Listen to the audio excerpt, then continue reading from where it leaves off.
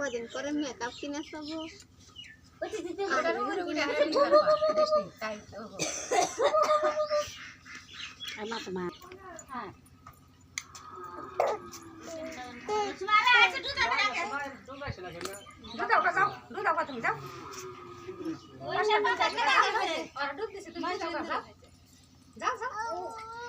একবার ডুব দিছে ফের আবার মুখ শুকা দিয়ে একবার টাকা পয়সা দিছি ফের কি করছি আয় ও তেলা কেন দিছে মাহে কি জানি কি করবা